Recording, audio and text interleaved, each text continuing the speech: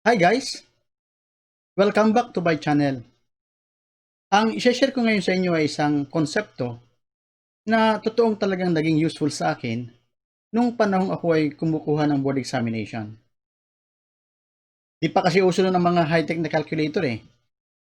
Maaring sa ngayon wala nang lumalabas na ganitong klase ng questions, pero mabuti na rin na i-share ko sa inyo itong mga konseptong ito na itinuturo sa atin ng mga teachers natin noon. Ibibigay ko ito sa inyo bilang part ng ating Let's Do This Math Challenge. Ganito ang problem guys. Solve for the value of x in the following equation.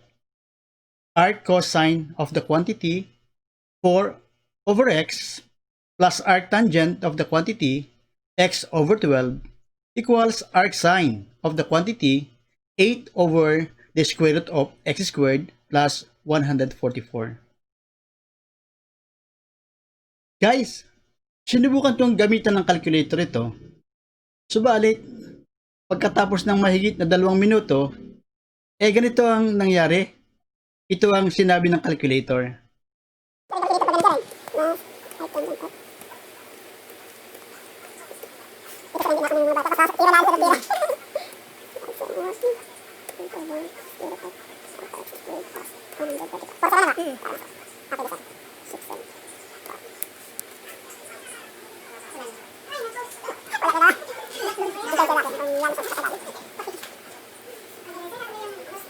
Malabo.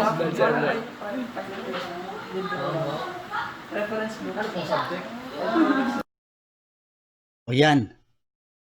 Kaya may mga pagkakataon na may mga questions na hindi appropriate gamitan ng calculator, o kung magkaroon man ng kasagutan mula sa calculator, hindi natin naintindihan kung paano nangyari. Sapagkat ang calculator, kapag nagsosolve ng problem, kalimitan ang ginagamit lamang niyan ay substitution lang yan, trial and error. Pero napakabilis, napaka-useful. Kaya nga, sa pagkakataong ito ay pag-aralan natin paano gagamitin ang konsepto sa pag-solve ng problem. Lalong-lalo na sa katulad ng problem nito na hindi naman siya kahirapan, pero konsepto lamang ang kailangan nating gamitan. Okay, guys, para maintindihan natin, balikan lang natin yung simpleng topic natin sa trigonometry at balikan natin yung trigonometric function.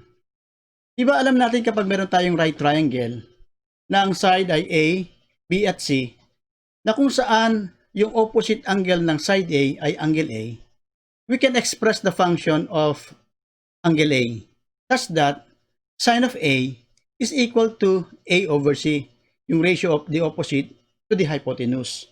While cosine of B is the ratio of the adjacent side to the hypotenuse, that is equal to B over C. And that yung tangent A naman is equal to the ratio of the opposite to the adjacent. Kaya we have A over B. So, kailangan maintindihan natin, pag sinabi natin sin A equals A over C, ano ba ang dinidescribe nito? Actually, ganito yan. Kapag yung function na sin A is equal to A over C, actually, ang description niyan ay yung angle A is an angle whose sine is equal to A over C, or the ratio of the adjacent side, opposite side to the hypotenuse. And it is written in the symbol as A equals inverse sine of A over C. Or we also write it as A equals arc sine of A over C. Kaya yung term na arc sine A over C ay tumutukoy sa isang angle na ang kanyang sine is equal to A over C.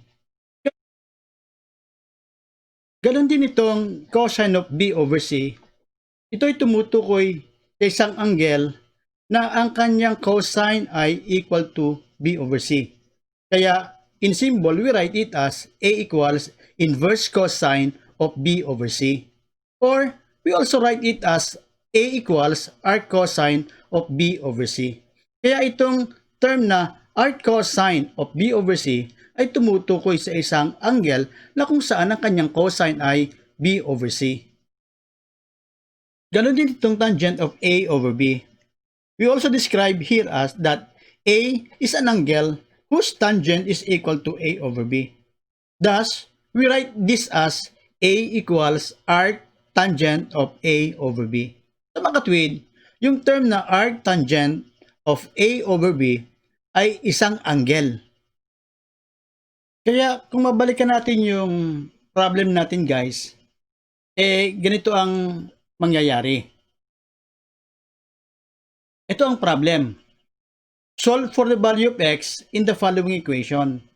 Arc cosine of the quantity 4 over x plus arc tangent of the quantity x over 12 equals arc sine of the quantity 8 over the square root of x squared plus 144. Kaya pag-aralan natin itong naunang term na ito na arc cosine of 4 over x, ang ibig sabihin nito, meron tayong isang angle na ang kanyang cosine ay 4 over x. Kaya if we will let that angle as theta sub 1, then the opposite side, the ratio of the adjacent side to the hypotenuse of that angle is equal to 4 over x. Ganon din itong arc tangent of the quantity x over 12. Ang ibig sabihin nito, meron tayong isang angle, sabihin natin theta sub 2, ng ratio ng opposite to the adjacent side is equal to x over 12. And then, the arc sine of 8 of the quantity square root of x squared plus 144 ay tumutukoy din sa isang angle na ang kanyang ratio ng opposite sa hypotenuse ay equal sa 8 over the square root of x squared plus 144. Kaya kung titignan natin yan, meron tayong tatlong angles. Kaya mula sa tatlong angles na yan, we can compute yung remaining sides ng bawat triangle. So that in this case, meron tayong adjacent side to the hypotenuse. Then we can compute for the value of the opposite side of this angle, and that is equal to the square root of x squared minus 16.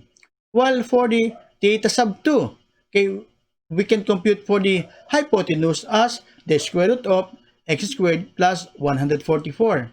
So that we can say that arc cosine of the quantity 4 over x plus arc tangent of the quantity x over 12 equals arc sine of the quantity 8 over the square root of x squared plus 144 may be written as theta sub 1 plus theta sub 2 equals theta sub 3. And so from this equation, we can now express the sign of the functions of the two sides. So that sine of theta sub 1 plus theta sub 2 will be equal to sine of theta sub 3.